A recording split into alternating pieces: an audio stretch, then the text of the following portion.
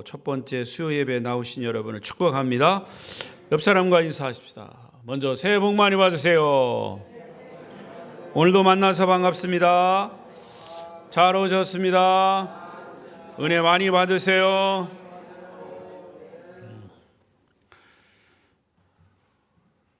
자, 새해가 됐습니다. 여러분 기분은 새롭습니다. 그러나 똑같습니다. 그리고 달력도 바뀌고 또 여러 가지 이 면도 아마 국가에서 시행하는 그런 것들 중에도 아마 바뀐 것이 많이 있을 것으로 사료가 됩니다. 그러나 바뀌지 말아야 할 것이 하나 있습니다. 그것은 뭐냐면 여러분이 구원받은 것입니다. 그 구원받은 것이 바뀌면 안 됩니다. 변질돼도 안 됩니다.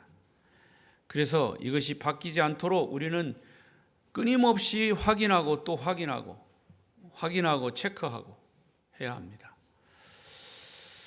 그래서 오늘 말씀 이어서 제목은 누가 구원을 얻을 수 있습니까?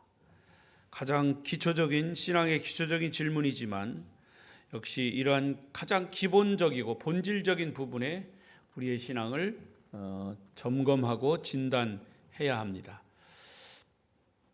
다 같이 큰 소리로 여러분에게 물어보십시오. 시작. 누가 구원을 얻을 수 있습니까? 자, 지난 시간 우리는 어리석은 부자 청년이 예수님께 나와서 다른 도덕적이고 율법적이고 이런 것을 거의 완벽하게 갖추고 자신 있게 아주 큰 소리치고 나왔습니다. 그런데 그에게는 한 가지 풀리지 않는 문제가 있었습니다. 그것은 영생의 문제였습니다. 그래서 이 영생의 문제도 내가 지금까지 완벽하게 해결한 것처럼 해결하리라 하고 주님께 나왔던 거죠.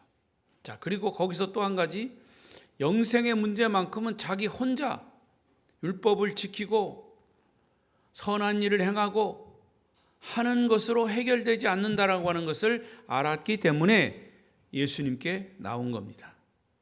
그리고 또 한 가지 예수님께 나와야만 영생의 문제를 해결할 수 있다라고 하는 사실을 먼저 알고 깨닫고 예수님께 나왔던 거죠.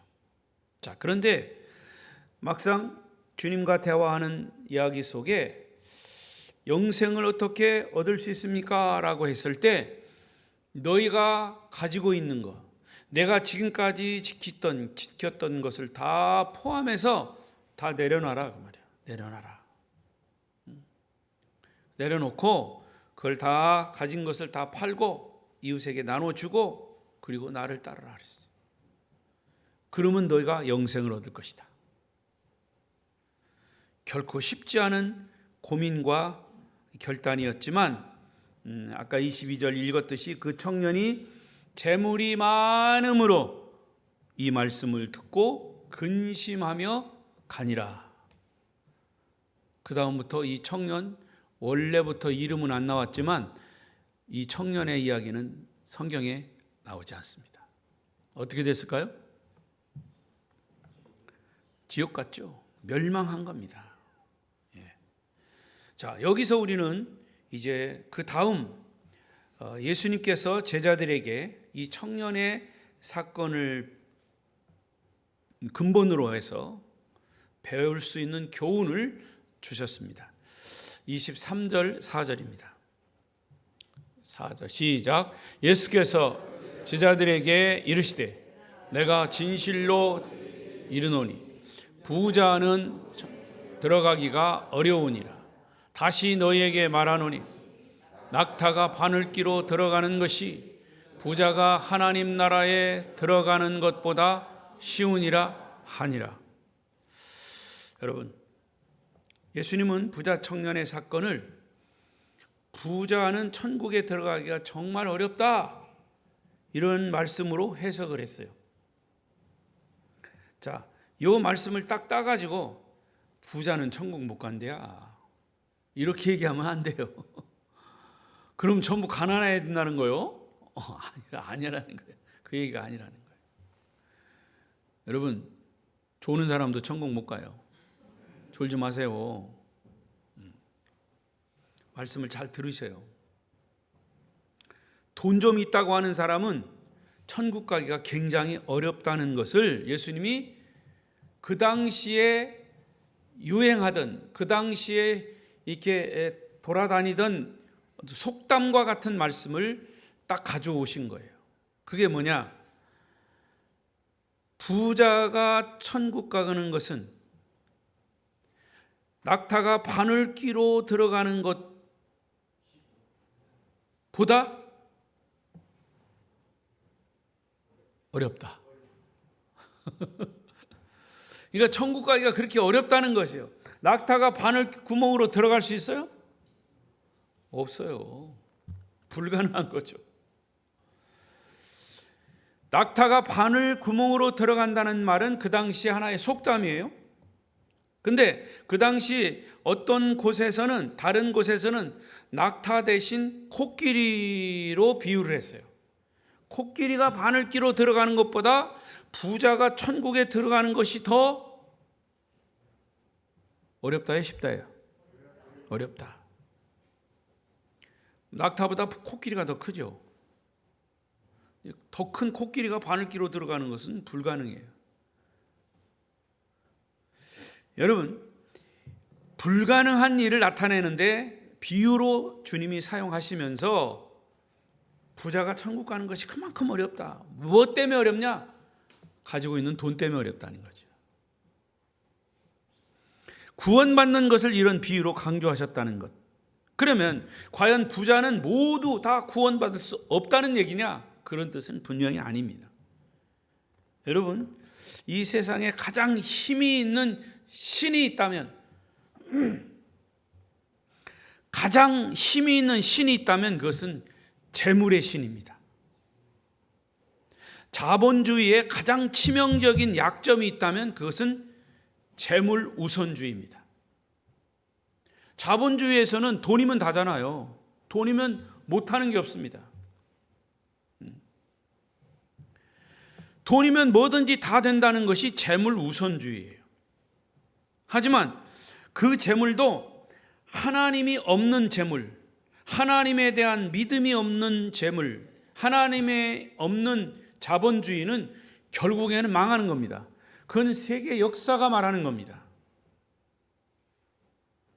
그러니까 물질은 그만큼 위험한 것이고 더 나아가서는 이 힘이 있는 그런 도구인 것은 틀림없어요. 자, 근데 예수님께서 이런 말씀을 하셨어요. 마가복음 8장 36절 시작.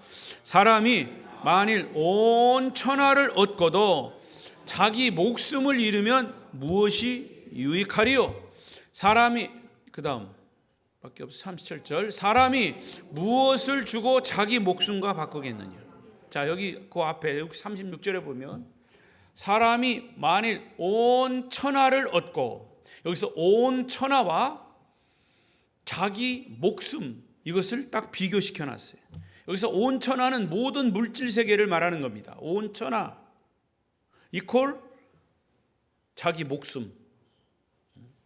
그러니까 온 천하의 물질 세계와 자기 목숨과 비교를 했단 말이죠. 그 청년의 예는 뭐였습니까? 창고에 수많은 재물을 쌓아 놓았다 한들 하나님이 내 생명을 오늘 밤에 거두어 가시면 그 재물이 누구 거냐? 그렇게 말씀하셨죠. 실제 재물은 얼마나 큰 능력을 가지고 있는지 사람들은 자기 목숨을 주고라도 돈을 선택한다는 거예요. 물질을 선택한다는 겁니다. 정말 죽어가면서까지도 돈을 벌려고 하는 것이 인간의 욕심입니다. 단돈 몇 푼 훔치려고 하다가 자기 목숨을, 다른 사람 목숨을 죽이고 자기 목숨까지 잃어버리는 경우가 허다합니다. 그게 인간의 욕심이죠. 우리가 일상적으로 이 돈 때문에 양심을 팝니다. 신앙을 파는 사례도 있습니다. 대표적인 사람이 가룟 유다예요. 자기 스승을 은 30 주고 팔았어요. 자, 우리가 잘 아는 디모데전서 6장 9절 10절 읽어보십시다. 시작. 올무와 여러 가지 어리석고 해로운 욕심에 떨어지나니 곧 사람으로 파멸과 멸망에 빠지게 하는 것이라. 돈을 사랑함이 일만하게 뿌리가 되나니 이것을 탐내는 자들은 미혹을 받아 믿음에서 떠나 많은 근심으로써 자기를 찔렀도다. 자, 다시 9절을 보세요. 9절. 부하려 하는 자들은, 부자가 되려고 하는 자들은 시험과 올무와 여러 가지 어리석고 해로운 욕심에 떨어지나니 곧 사람으로 파멸과 멸망에 빠지게 하는 것이라. 부하게 부자가 되려는 자들은, 근데 이 말씀을 사도 바울이 디모데에게 편지 쓰면서 한 이야기는 사실은 그 밑바닥에는 하나님과 물질을 같은 선상에 놓고 얘기한 겁니다. 그러니까 하나님보다 돈을 사랑하면 이렇게 된다 그 말이에요. 이것만 딱 따가지고 하면 오해의 소지가 많이 있어요. 그러니까 부자가 되려고, 무조건 하나님 없이 부자가 되려고 하는 것은 때로는 시험이 될 수 있고 올무가 될 수 있고 여러 가지 어리석고 해로운 욕심에 떨어질 수 있다. 그래서 결국 사람으로 파멸과 멸망에 빠지게 하는 것이다. 그 다음에 10절 보세요. 돈을 사랑하는 것 보세요. 돈은 사랑의 대상이 아니라 무슨 뭐의 대상이다? 사용의 대상이다. 돈을 사랑하면 안 돼요. 여러분은 주님만 사랑하시길 바랍니다. 예? 돈은 사랑의 대상이 아니에요. 그런데 돈을 사랑하니까 그 다음에 그게 뭐가 된다? 일만하게 뿌리가 되는 거예요. 모든 악의 뿌리가 되는 거예요. 돈을 좋아하고 돈을 사랑하다 보니까 그거를 따라가는 거예요. 계속 따라가는 거예요. 일만하게 뿌리가 되고 악의 뿌리가 되다 보니까 그것이 욕심을 내는 물질이 되는 겁니다. 탐내는 자들은, 돈을 탐하는 자들은 미혹을 받는 거예요.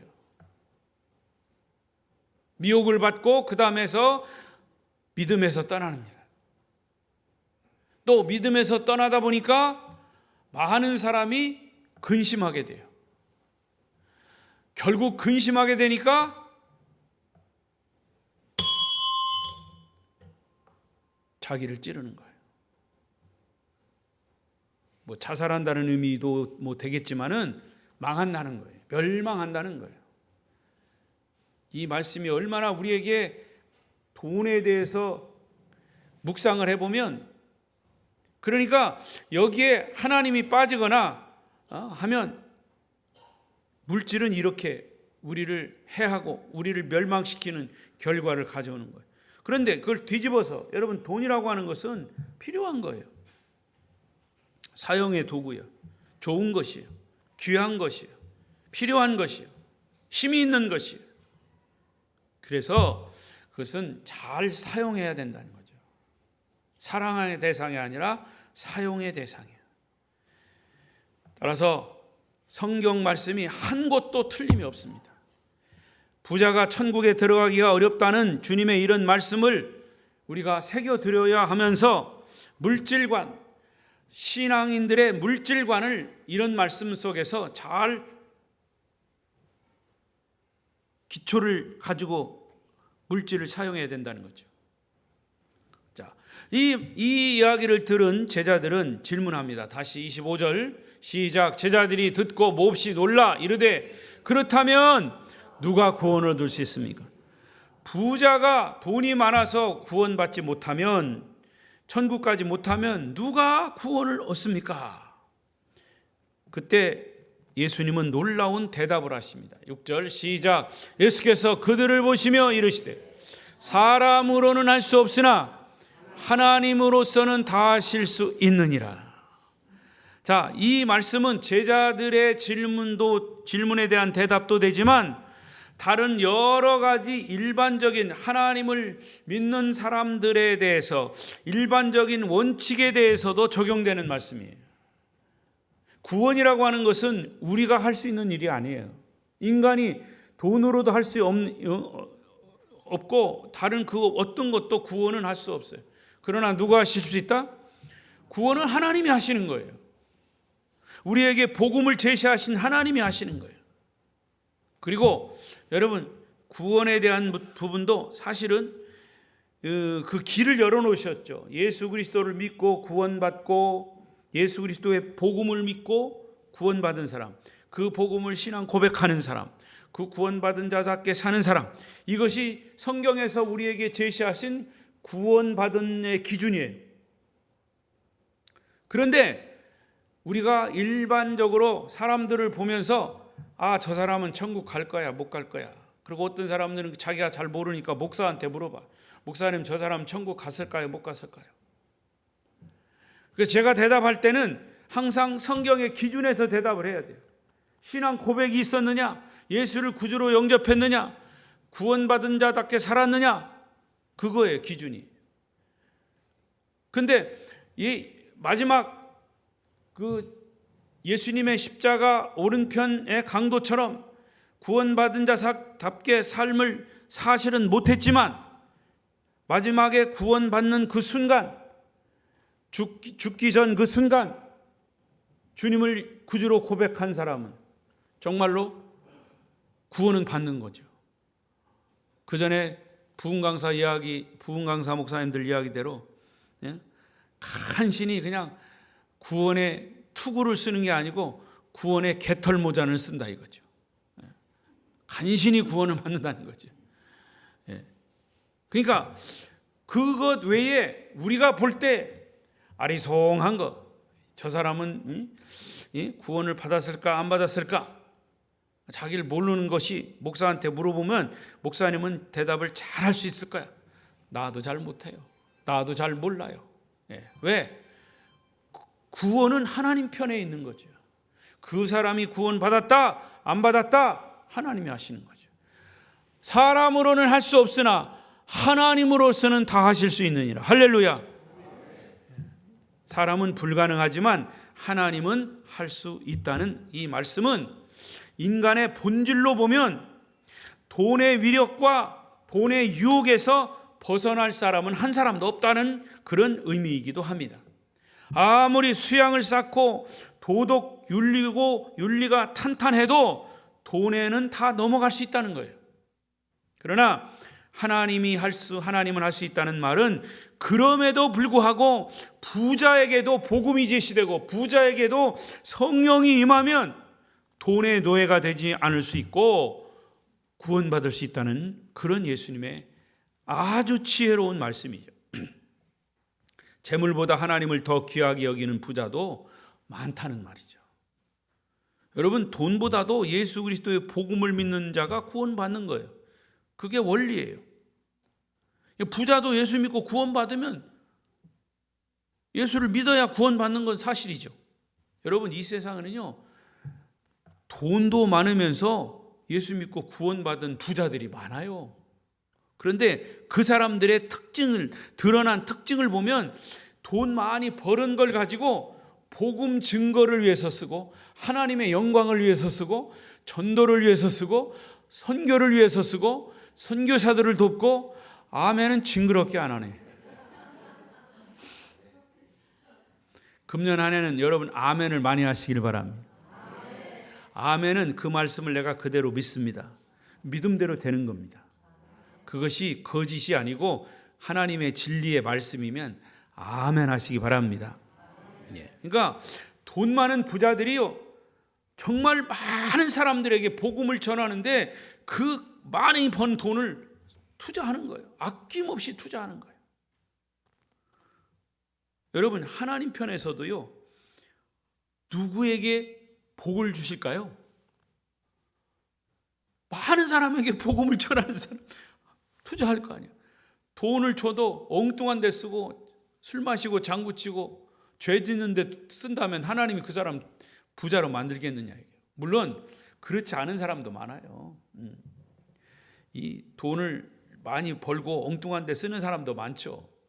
근데 우리가 성경적인 입장에서 보면 예수 믿고 구원받은 그런 부자들, 하나님이 그런 사람들에게 복을 주고 또 그 받은 복을 많은 사람에게 복음을 전하는 일에 교회를 세우고 선교하고 선교사들에게 지원하고 많은 사람들, 그걸 보면요, 지금도 이 선교사들 어려운데 선교 사는 사람들을 보면요, 정말 조금만 이 선교비가 조금만 있어도 그 사람들의 한 끼 끼니를 몇 끼 끼니를 도울 수 있는 것에 그 몇 푼 그 돈이 없어가지고 선교비가 없어서 못 도와주는 그런 선교사들이 부지기수로 많아요.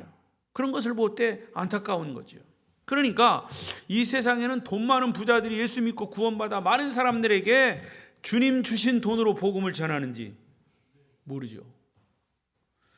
부자들이 돈으로 복음을 전하면 오히려 시너지 효과가 일어나는 거죠. 우리 성도 여러분, 금년에 여러분 부자 되시기를 바랍니다. 주님의 말씀을 잘 기억하시고 부자 되십시오. 돈 많이 벌어서 하나님의 영광을 위해서 사용하시기를 바랍니다. 이 말씀 때문에 일부러 가난해질 필요는 없어요. 사람들이 그럽니다. 왜 이 예수 믿는 사람들이 그냥 돈 가지고 그렇게 위세를 떠냐? 여러분, 예수 믿는 사람이 돈 가지고 위세 떠는 거 아니에요.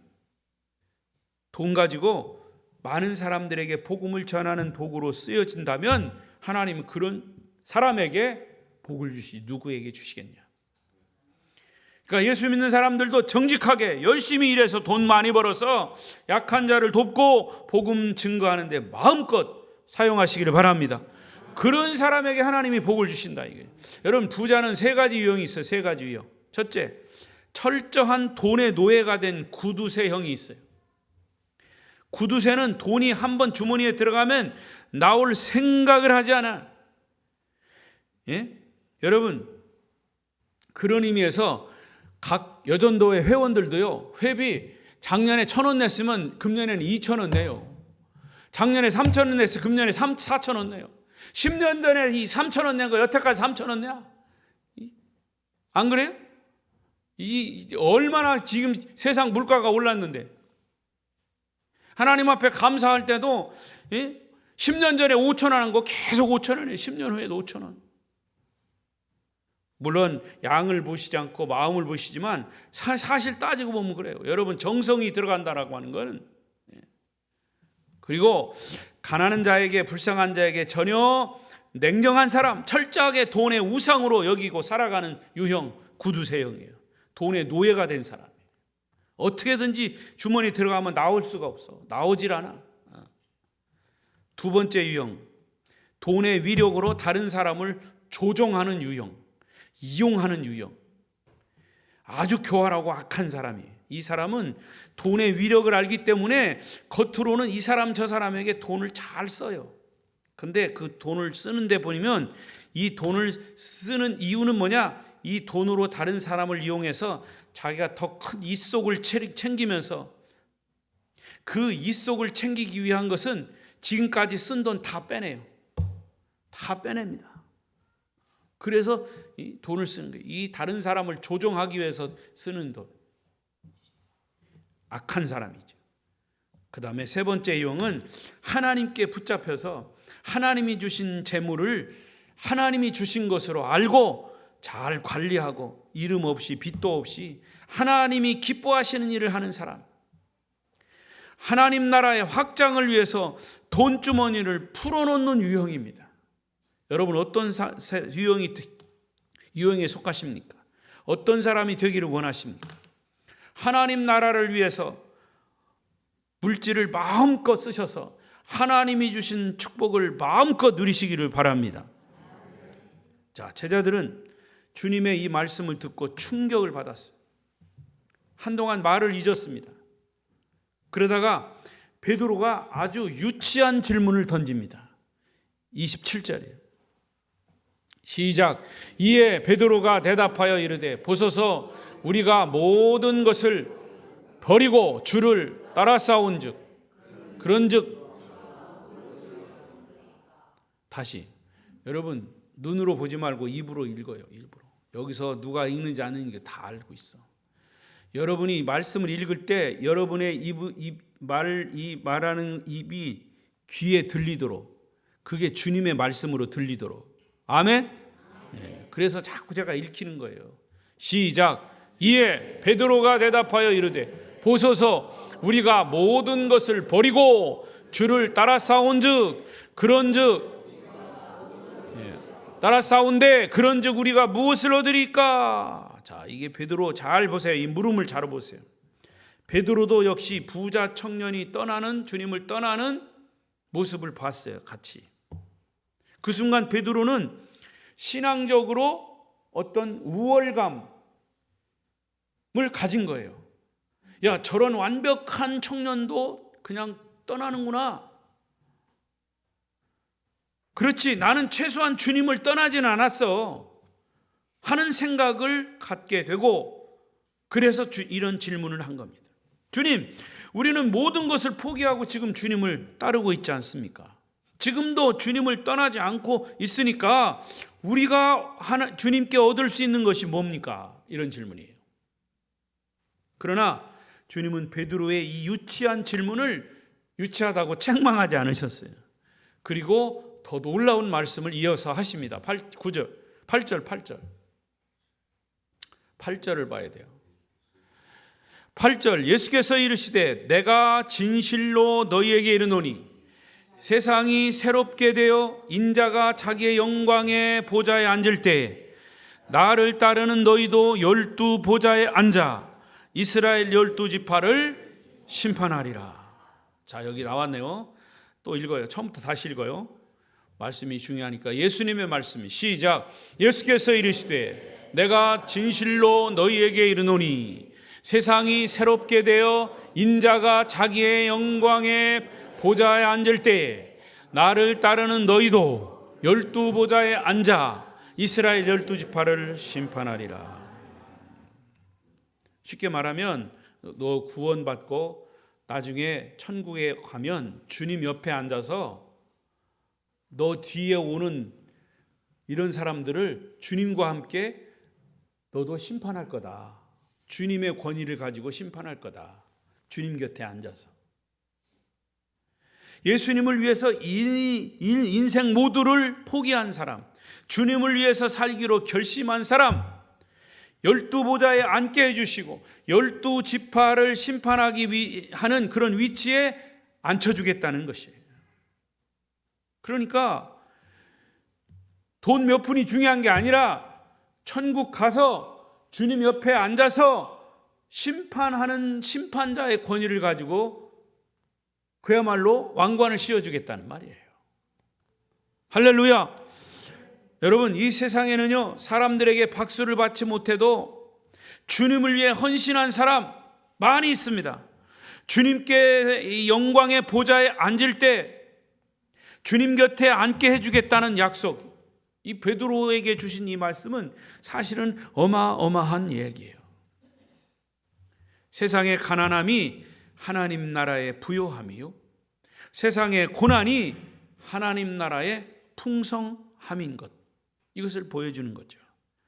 그래서 계속해서 29절에 이런 말씀하셨어요.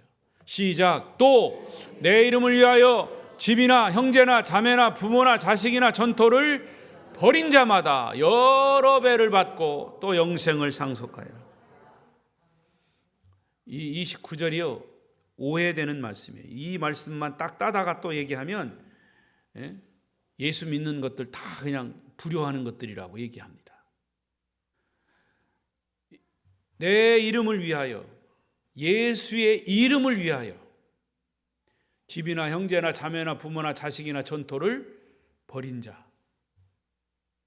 자, 한번 물어보십시다. 여러분, 예수님을 선택하겠습니까? 예수님을 반대하는 우리 가족을 선택하겠습니까? 반대로 물어볼게요. 여러분, 예수님 믿지 않는 가족을 버리겠습니까? 예수님을 버리겠습니까? 질문이 잘못됐나요? 예수를 위해서 가족을 버립니까? 가족을 선택하기 위해서 예수를 버립니까? 헷갈립니까? 1번, 예수를 선택하기 위해서 가족을 버린다. 2번, 가족을 선택하기 위해서 예수를 버린다. 3번, 모르겠다. 1번 손 들어봐요. 2번, 3번. 29절의 말씀이 그거예요. 예수의 이름을 위하여 집, 형제, 자매, 부모, 자식, 전토 버린 거예요. 그런데 보세요. 그 다음 보세요. 그 다음. 그런 사람마다 여러 배를 받았다 했어요. 저는 이 말씀 어떻게 묵상이 되냐면, 예수 이름을 선택하면 예수하고 상관없는 집이나 형제나 자매나 부모나 자식이나 전토도 예수를 선택하면 나중에는 그 예수 상관없는 사람까지도 얻을 수 있다. 여러 배를 받을 수 있다. 할렐루야. 그 말씀으로 묵상이 돼요. 그리고 영생을 상속받는 거죠. 그러면 다 받는 거잖아요.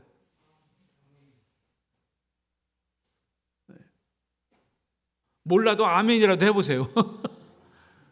그런데 예수의 이름을 집이나 형제나 자매나 부모나 자식, 전토 믿지 않는 사람들을 선택하기 위해서 예수의 이름을 버린다면 다 버리는 거죠. 여러 배도 못 받고 영생도 못 받고. 할렐루야. 그러니까 예수를 선택하느냐 안 선택하지 않느냐, 예수의 이름을 위해서 사느냐 그렇지 않느냐. 자, 이제 말씀을 정리하겠습니다. 여러분, 우리가 주님을 위해서 내 삶을 드리는 것, 그러니까 주님을 위해서 주님과 상관없는 것들을 포기하는 것, 이건 사실은 중요한, 어떤 때는 정말 불효자식이라고 하는 말도 듣는 그런 경우가 생길 수 있고, 왕따를 당할 수 있고, 제가 우리 아버지 간증하잖아요. 예? 이 10형제 중에서 우리 부모님 포함해서, 아니 할머니 할아버지 포함해서 다 우리 아버님을 왕따시켰어요. 예수 믿는다고. 철저한 유교 집안에서. 근데 그 고통이 이루 말할 수가 없어요. 저희 아버지 어머니는 그 얘기를 하시면서 늘 그냥 눈물이 그렁그렁 해가지고 그랬어요. 근데 그 눈물이 그렁그렁한 거는 이제 그때의 고통스러움이었지, 예수 믿고 구원받은, 그래서 목사가 되고 복음을, 그래서 그 가족들을 그 구원하기 위한 그런 뜨거운 눈물, 그것 때문에 사실은 그 동생들도 다 구원받고요, 그 후손들도 다 구원받고 예수 믿는 사람 되고, 이 열매가 막 주렁주렁 열렸습니다. 만약에 그 마다들, 10남매 마다들이 유고 집안에서 예수를 포기했다면 우리 박씨 집안은 그냥 다 망했을지도 몰라요. 그러니까 저는 이 말씀을 볼 때마다 우리가 주를 위해서 산다라고 하는 것, 이게 얼마나 귀하고 얼마나 때로는 힘든 그런 물질을, 힘든 어떤 가족을, 혈육을 내려놓아야 하고 포기해야 할 때도 있다는 거죠. 말씀을 맺겠습니다. 여러분, 누구나 자기가 가진 시간, 자기가 가진 재능, 자기가 가진 물질 다 내 것이라고 생각합니다. 내 시간, 내 돈, 내 재능, 내 것이니까. 내가 교회 와서 그냥 무료로 제공하니까. 다른 사람이 볼 때는 엄청 좋게 보이지만 하나님이 보시는 것은 달라요. 하나님이 원하시는 것은 우리가 가진 것이 무엇냐가 아니라, 하나님은 내가 가진 것을 원하는 게 아니라 나 자신을 원해요. 여러분 자신을 헌신하기 원하시는 거예요. 당신의 아들을 십자가에 못 박아 죽게까지 하신 그 하나님의 사랑, 그래서 그 하나님의 사랑을 가지고 여러분 한 사람 한 사람을 원하시는 거예요. 이렇게 헌신을 깨닫고 헌신한 사람에게는 모든 것이 다 역전되는 겁니다. 과거에는 내가 주님을 위해서 드린 시간, 돈, 재능, 이제는 하나님, 제가 주님의 시간을 사용할 수 있나요? 주님이 원하시는 시간과 돈과 재능이 무엇입니까? 나를 사용해 주십시오. 여러분, 그런데요, 나를 주님이 드리면 거기에 시간이 따라오고요, 물질이 따라오고요, 사람이 따라와요. 주님이 주님께 드릴 수, 주님께 헌신할 수 있는 그런 것들이 따라온단 말이죠. 반대로 내가 물질을 드리고 시간을 드리고 이것을 내 것으로 알고 내가 드릴 때는 그것처럼 힘든 게 없는 거예요. 왜? 내 것을 드리는 거니까. 근데 이것을 하나님의 것으로 알고 드리면 내가 그 원했던 것들이 따라오더라, 그 말이에요. 아멘. 깨닫게 되시기를 바랍니다. 그래서 결국 이것을 깨달은 사람에게 마지막 주님은 이런 경고를 하셨어요. 30절. 오늘 말씀의 결론입니다. 시작. 그러나 먼저 된 자로서 나중되고 나중된 자로서 먼저 될 자가 많으니라. 역전시킨다는 말이죠. 여러분, 저와 여러분은 먼저 된 자입니까? 나중된 자입니까? 먼저 된 자도 교만하지 말아야 되고 나중된 자도 자만하지 말아야 돼요. 때로는 먼저 된 자가 나중이 되고 나중이 된 자가 먼저 될 수 있어요. 나보다 늦게 들어온 저 교회 저 사람이 어떻게 이렇게 설치고 있어? 여러분, 그런 말 함부로 하시면 안 돼요. 그리고 우리 교회에 새로 들어온 어떤 중간에 들어온 사람, 주님이 가장 기뻐하는 사람이에요. 예수 믿기로 시작한 사람, 중간에. 여러분은 먼저 믿었어도. 그러면 그런 사람들을 격려하고 위로하고 박수 쳐줘야 돼요. 먼저 된 자가 나중 될 수 있다니까요. 그러니까 먼저 뭐 했다고 내가 막 열심을 낸다고 폼 잡지 말라고요. 여러분, 열심히 내면 그 열심히 내는 거 그대로 유지하시면 돼. 누가 뭐라든 간에. 그리고 나중된 자가 와서 열심을 내도 격려해주고 위로해주고 해야 된다는 거죠. 아멘? 그걸 가지고 우리가 따질 것은 정말로 어리석은 모습이에요. 내가 못하면 그 사람이 한다는 거 얼마나 감사한 일이에요. 만약에 주님은 우리가 하나님 앞에 헌신된 사람이 되기를 원하시는데 그런 사람들은 12보좌에 우리를 앉히시고 심판날에 주님의 권세를 가지고 믿지 않는 사람들을 심판하는 그런 권세를 주신다. 우리가 주님을 위해서 포기한 것, 그것과 비교할 수 없는 엄청난 하늘의 복을 우리에게 내리신다. 그런 말씀을 여러분 확신하시기를 바랍니다. 아무쪼록 금년에는 무엇보다도 여러분 모두가 하늘의 상급으로 영생을 상속받으셔서 자손만대의 복을 누리시기를 축복합니다. 기도하십시다.